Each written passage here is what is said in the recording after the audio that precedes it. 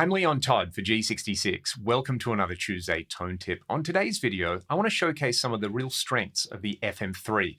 Its portability and the ability to get a wide range of tones out of a single preset with very few blocks. This is a preset that I've put together that I use for jam sessions, whether it's jamming one-on-one with another guitar player and trading some ideas, whether it's sitting in with a rock band, or whether it's taking it down to a jam night where there's going to be a bunch of other guitar players and everyone kind of gets a go at soloing and comping. With that in mind, I don't want to go too deep with this preset. This isn't me crafting a custom preset for myself to play my own music where I really want a distinctive sound with a lot of character and expressive control.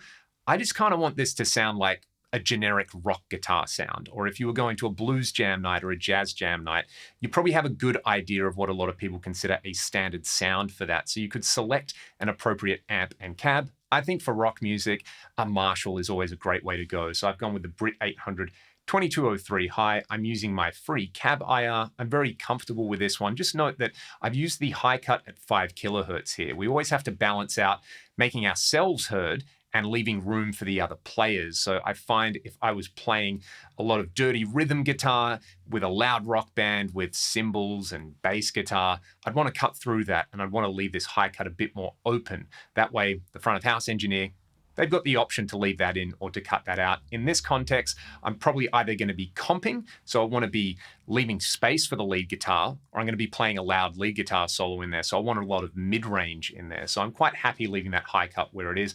At the moment, I've just got the large room reverb on there. And the way I've set this up is so that on this guitar with a bridge humbucker, I get a nice thick crunch. When I go to the neck single coil, I've got an edgy sound with a bit of bite, and then I can clean it up with my guitar volume control, kind of emulating plugging into a random backline amp over here.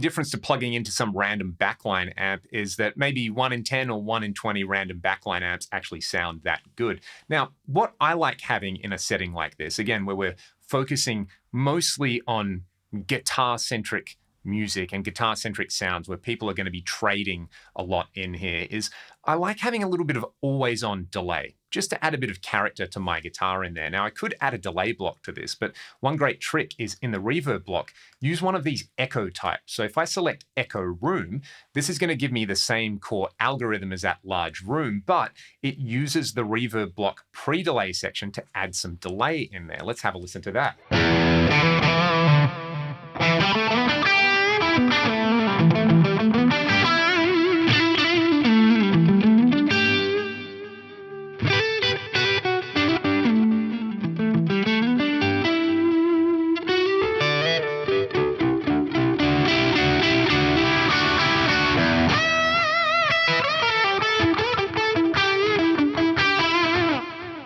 I think of this like a little safety net for myself. I'm trying to make myself feel really comfortable with a combination of delay and reverb on there. You can bring the echo mix down. In fact, I might take that down to about 15% on there, just so it's giving me more of a focus on the reverb sound over there. But I do have that always on delay out of a single block. Again, that's one great thing about every fractal processor is even though this is a reverb block, we're getting multiple effects out of the same block. So being able to clean up my guitar into the front of that amp, the way a real amp would behave is fantastic. I like having a variation on that sound though, where I just have a compressor in front of it. So scene 2 over here, and I've assigned this to the hold function of my left foot switch on the FM3, is going to kick in this awesome sounding JFET studio compressor. If I've got my guitar set up clean, say on the neck pickup where I've rolled the volume back to about 5, it can get a little bit thin sounding. So what this is going to do is basically use a compressor to beef everything up.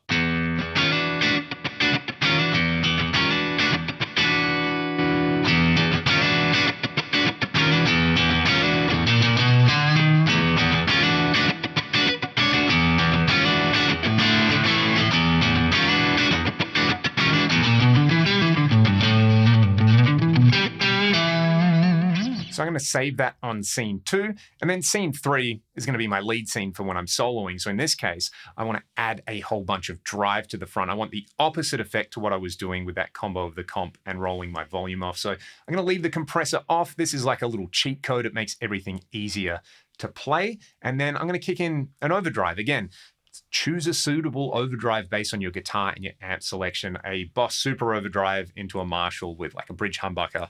You know, it's a pretty glorious combination on there. I'm not using a separate delay block again. I've got that always on delay in the reverb block.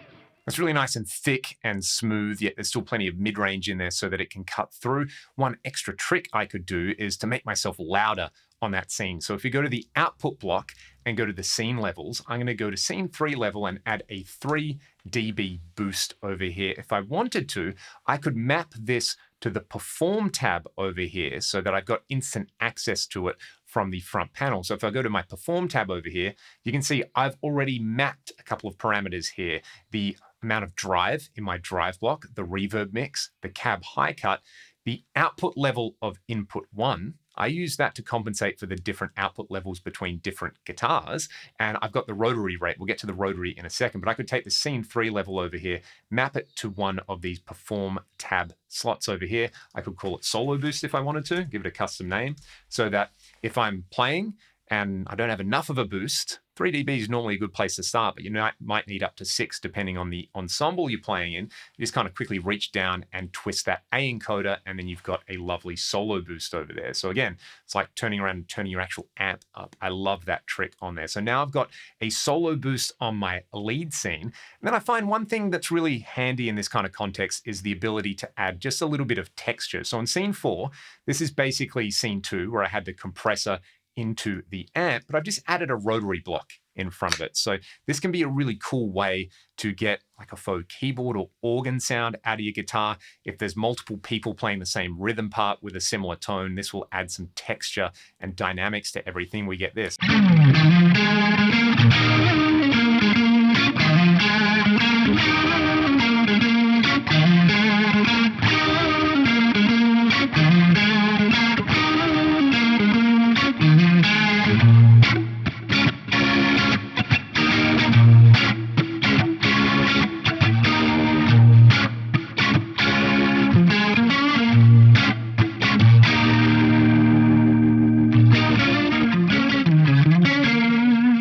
Similar vein, one final variation that I like to have is a really epic sounding reverb so that I can add some sort of synthesizer or pad style sounds to everything by doing some volume swells. I think the Ursa Major reverb is perfect for this. So again, if you were jamming with multiple guitar players and someone's already got the main rhythm part, someone's soloing, maybe you just want to slot around what they're doing and you could do some cool things like this.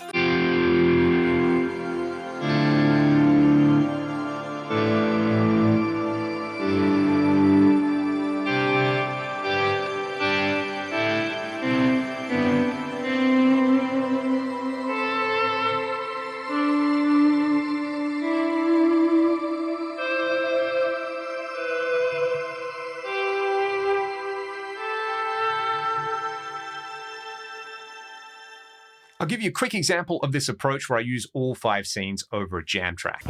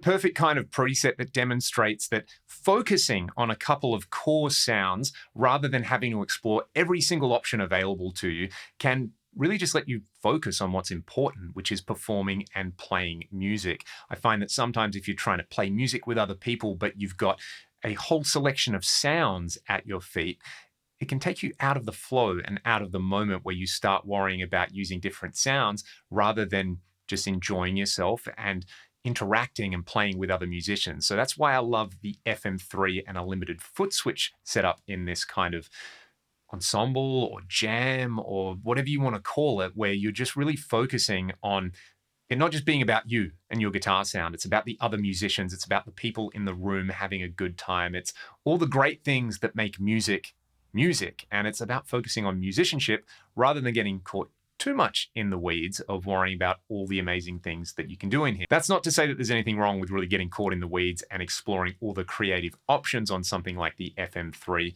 But again, for a jam night where you're playing with multiple people, everyone's kind of passing it around and having some fun and sharing some ideas and generally having a good time, a really straightforward preset like this can be more effective than something like a kitchen sink preset with everything under the sun. I'd love to hear your thoughts in the comment section below and let me know if you're using the FM3 for things like this. What do you use? What's your favorite amp model? What effects do you like to stack up in there? And what's your favorite style to play? Do you like the local blues jam or a rock jam? Or do you fire this up with your buddies and play a bunch of really super heavy tunes or jazz tunes or something like that? Let me know in the comment section below. And if you've got any requests for future Tuesday tone tips, pop them in the comment section below. I'll see you on the next one.